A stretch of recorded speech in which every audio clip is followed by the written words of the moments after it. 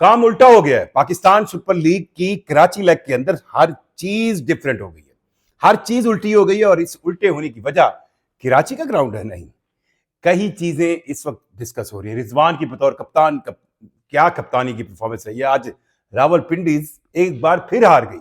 Hyderabad Kingsman की वो team जिसको किसी खाते में नहीं गिना जा रहा था, जिसका स्टार्ट बहुत पुअर था, क्या कमाल कमबैक किया। चौथे नंबर पर आ चुकी है पाकिस्तान सुपर लीग के टेबल पॉइंट्स के चार्ट पर हैदराबाद किंग्समैन की टीम। आज फिर उन्होंने पटक के मारा रावलपिंडी को।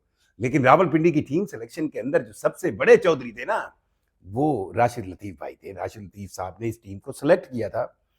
अब कहीं ना कहीं तो वो जवाब दे होंगे। अब मैं किसी टीवी चैनल पर बैठकर राशिद लतीफ साहब के बारे में कुछ थोड़ा सा बोलूँ ना, गुनगुनाऊं। अच्छा, मैं शहजाद अहमद शहजाद के बारे में सोच रहा हूँ कि वो अभी कोई कमेंट करे ना, ये यार राशिद लतीफ ने टीम सही सिलेक्ट नहीं की। होएगा जो आजकल उसने मूछे रखी हुई ना बड़ी कड़ाकेदार, उसका भरपूर अंदाज माना जाएगा कि यार बंदा बड़ा ना धांसू है। ये तो कहानी है रावलपिंडी और हैदराबाद किंग्समैन की दरमियान मैच की। दूसरा मैच और कराची किंग्स, क्या हो गया यार तुम्हें, बिल्कुल ठुस हो गई है कराची जाके। क्या मतलब, अब कराची किंग्स के जो ऑनर हैं उनका भी एक बयान आया था। उन्होंने कहा कि मैं जो शयान है, जो उनके नए ऑनर हैं, मतलब सलमान इकबाल साहब के बेटे, उन्होंने कहा कि नहीं, कराची किंग्स जीतेगी। मैं फैंस को यकीन दिलाता हूँ कराची किंग्स जीतेगी, कराची किंग्स जो है वो किसी को मायूस नहीं करेगी। ये कर रही है कराची किंग्स। आज अगर आप इस्लामाबाद यूनाइटेड, अच्छा इस्लामाबाद यूनाइटेड के साथ मैच की भी कहानी है। मेरा ख्याल है 10-11, शायद 11वां है या 12वां है। एक सीक्वेंस के साथ पिछले 11 या 12 मैच इस्लामाबाद यूनाइटेड हरा चुकी है कराची किंग्स को। मैं फिर रिपीट करता हूं, एक सीक्वेंस के साथ 2020 से ऑनवर्ड जितने पाकिस्तान सुपर लीग के मैचेस हुए हैं, उसके अंदर इस्लामाबाद यूनाइटेड कराची किंग्स को हरा चुकी है। पता नहीं कौन सा उनके पास गिद्दड़ सिंह है, वो हरा देते हैं। और आज के अगर मैच की बात करें, और उस मैच के बाद सलमान अली आगा जो कि पाकिस्तान की नेशनल T20 के कप्तान है, वो कराची किंग्स का हिस्सा है। उनसे कुछ बातें हुई, कुछ अहम चीज़ों पर बातचीत हुई। उनके कुछ ख्यालात हैं जो आपको बताने की मैं कोशिश करूंगा। और एक और चीज़ इस पूरे मामले में मैं ऐड करना, थोड़ा सा मुझे मतलब ऐसे लगा है कि यार इस चीज़ को भी काउंट किया जाना चाहिए कि ये जिन्होंने रावलपिंडी की सबसे महंगी टीम ली है ना, रावलपिंडी की सबसे महंगी टीम ली है, उन बेचारों के साथ बड़ी ज्यादती हो रही है। उन्होंने तो डिजिटल राइट्स भी लिए हैं ना। अगले 5-6 सालों के मेरा ख्याल है पाकिस्तान सुपर लीग के पीसीबी से उन्होंने डिजिटल एंड प्लस सारे मीडिया राइट्स खरीदे थे। अब मेरे ना स्टैट्स का ना थोड़ा सा दिमाग, अब मुझे याद आ रहा है सलमान नसीर के साथ ही उन्होंने प्रेस कॉन्फ्रेंस की थी। अब पता नहीं 21 अरब रुपए के थे या 26 अरब रुपए के थे, मैं थोड़ा सा कमज़ोर हूँ। लेकिन उस डिजिटल राइट्स की कहानी भी कोई अच्छी नहीं आ रही। वो जो चार्ट बहुत डिस्कस हो रहा है उसकी थोड़ी सी डिटेल हम बताने की कोशिश करेंगे। वो चार्ट क्या था, पीएसएल की जो 11 और पीएसएल 10 को जो डिजिटल आई बॉल्स के हवाले से कंपैरिजन किया गया, वो चार्ट क्या था और उसकी हकीकत क्या है। और कई सवालात खुद पाकिस्तान सुपर लीग की मैनेजमेंट क्यों पैदा कर देती है। भाई सलमान नसीर साहब, आप तो बहुत ज़हीन इंसान हैं, ऐसे काम क्यों होते हैं जिससे सवालात पैदा हों। और आपको पहले ही पता है कि हमारी पीएसएल कई लिहाज से कई आंखों पर है। नज़दीक ਜਿਹੜੇ ਸਾਡੇ ਹਮਸਾਏ ਨੇ ਨਾ, ਉਹ ਵੇਖਣ ਨਾ ਵੇਖਣ, ਸਾਡੇ ਕੋਲ ਆਪਣੇ बड़े बंदे ने ਜਿਹੜੇ ਇਹਦੇ ਚੋਂ कीड़े ਕੱਢ के परे मारेंगे। सो इन तमाम टॉपिक्स पे हम कोशिश करेंगे कि थोड़ी थोड़ी रोशनी डालें, क्योंकि आजकल रोशनी की बहुत कमी है। क्योंकि आपको भी पता है, मुझे भी पता है, बत्ती आंधी जांदी आंधी जांदी। अब तो टेलीकॉम सेक्टर की मोबाइल कंपनी यूफोन का आज बयान आया हुआ था कि यार भाई हमारी सर्विस जो है वो मुतासर हो सकती है। 8-8 घंटे बत्ती नहीं आ रही, साढ़े जनरेटर, साड़ी बैटरियां, साड़ी चीज़ा बैकअप को रिचार्ज होने में 3 घंटे चाहिए होते, तो हम नहीं कर सकते। हमारी सर्विस आपके लिए मुअत्तल हो सकती है। बहुत बड़ी बात है कि एक टेलीकॉम सेक्टर की एक बड़ी कंपनी यूफोन ने हाल ही में पीटीसीएल के साथ मिलकर टेलीनॉर को खरीदा है। सो इस लिहाज से आपको जहन में रखना चाहिए कि पाकिस्तान में रोशनी की बड़ी कमी है। सो ये तो बात थी वहां तक। अब यहां पे आते हैं। 2 मैच हुए। पहला मैच हैदराबाद किंग्समैन ने जीत लिया। मैं डिटेल में नहीं जाऊंगा, सिर्फ एक सवाल उठाऊंगा। 6 के 6 मैच हारे। और पिछली टीम जो मुल्तान सुल्तान थी, उस मुल्तान सुल्तान को, वैसे तो मुझे तो लगता है वो जो नाम खींचा था ना आपने, मुल्तान सुल्तान का खींच के आपने रावलपिंडीज किया था, याद आ रहा है ना कि हम इधर करते हैं। और मुल्तान सुल्तान और साउथ पंजाब को आपने बिल्कुल बेयारो मददगार छोड़ दिया था। बददुआ लगी आपको वहां रावलपिंडी।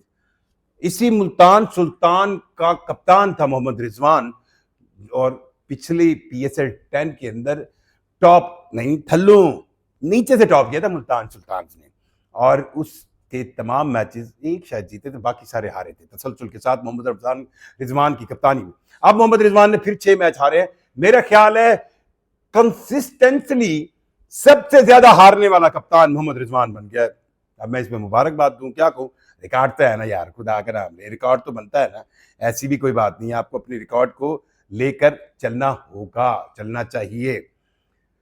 दूसरी चीज जो सबसे अहम है वो है कि कराची किंग्स को कराची जाके क्या हो जाता है, वहां क्या रोला पड़ जाता है। लाहौर में बब्बर शेरों की तरह खेलती है, लाहौर में सारे मैच जीतती है, लाहौर में बड़ा कमाल की परफॉर्मेंस करती है। वो वार्नर साहब गए ना वापस, वो वापस ऑस्ट्रेलिया से क्या है, वो जो उनको गिलासी प्रोग्राम में उधर धरे गए, पता नहीं उसके बाद उनके कॉन्फिडेंस को क्या हुआ है, वो गिलासी प्रोग्राम उनके गल पड़ गया, और वो गिलासी प्रोग्राम अब इतना गल पड़ा है कि आज उनको आराम भी देना पड़ा, लेकिन फिर भी टीम की परफॉर्मेंस नहीं हुई। एक अच्छी चीज है कि आजम खान परफॉर्म करे, पर कराची किंग्स बकरी बन गई है, बिल्कुल बकरी बन गई है। I don't know why.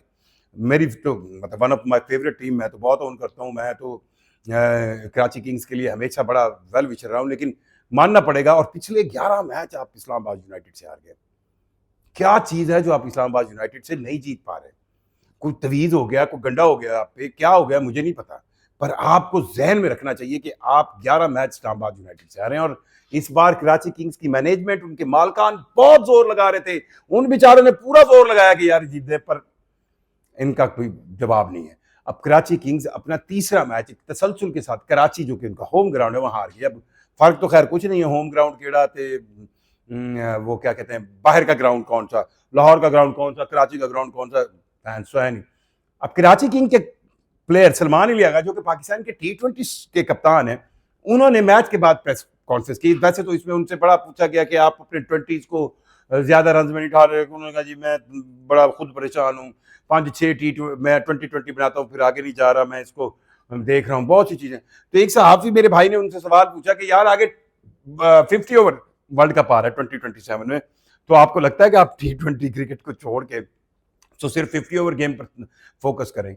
वो भाई ने ना, वो हम होते थे ना, क्या कहते हैं, जब कभी फिक्स मैच हो ना, तो हम ये कहते थे, मतलब आप बॉलर को आंख मार देना, यार जरा बना के बॉल दी, मैं फोटो खिंचानी है, मैं थोड़ा क्लिप रील बना के सुननी है, तो अब वो बना के बॉल देते ना, तो आप था करके अब मारी, अब क्लास का यार कि छक्का। तो वो बना के बॉल का सवाल आया और भाई ने क्या जवाब दिया, मैं कह रहा हूँ।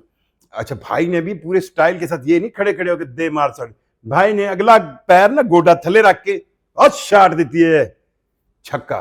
क्योंकि देखिए 50 ओवर 2027 अभी बड़े दूर है। वैसे हमारे पास जो है ना क्रिकेट जो है वो T20 की तो है ही नहीं, साल के आखिर पे अगर जरूरत पड़ी तो कौम और मुल्क को सल्तनत के पाकिस्तान के अजीम मफाद को पेश नजर रखते हुए, in the national interest of Pakistan, Salman Ali Agha जो है वो T20 क्रिकेट से किनारा कशी कर सकते हैं।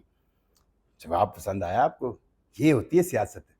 ओ की है सियासतदान सियासत खेलेंगे, की डोनाल्ड ट्रंप सियासत करेगा, की फलाना सियासत करेगा। बहरहाल इस पूरे प्रेस कॉन्फ्रेंस के अंदर मुझे ये सबसे बात उनकी ज्यादा प्यारी लगी। बाकी उन्होंने अगर PSL की बात करें तो बाबर आजम में एक बार फिर वो कहते हैं ना री इंट्रोड्यूस हुए हैं, सेकंड बेस्ट स्कोरर है, उन्हीं की पेशावर दल में लीड कर रही है, सबसे ज्यादा मैचेस जीत कर सबसे ऊपर है। फिर दूसरे नंबर पे मेरा ख्याल है मुल्तान सुल्तान है, तीसरे नंबर पे जो है वो, चौथे नंबर पे तो अब हैदराबाद की टीम आ गई है ना, और कराची किंग्स तो 5वें पे चली गई है, लाहौर कलंदर मेरा ख्याल है 7वें पे, 8वीं की पोजीशन तो रावलपिंडी ने ना कहा है भाई ना, थल्लू सांडू तो टॉप कोई नहीं करेगा, 80 हैं।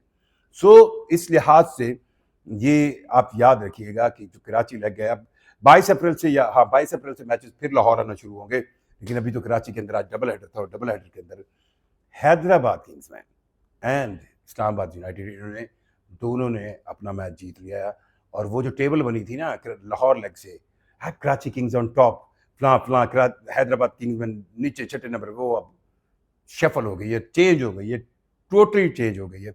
और समीर मिनहास को भी आप कहें कि एक ऐसा टैलेंट जो अंडर 19 से उठ के आया, जिसने वाकई बैटिंग सेंस में पाकिस्तान के लिए एक अच्छा टैलेंट जो है आपके पास इंट्रोड्यूस हुआ है, और ना सिर्फ T20 क्रिकेट में बल्कि 50 ओवर गेम में भी, और आने वाले वर्ल्ड कप में लिए भी पाकिस्तान के पास एक उम्दा टैलेंट समीर मिनहाज की सूरत में आया है। कमेंट ज़रूर कीजिएगा, मुझे ज़रूर करना चाहिए, इजाज़त दीजिए, अल्लाह हाफिज़।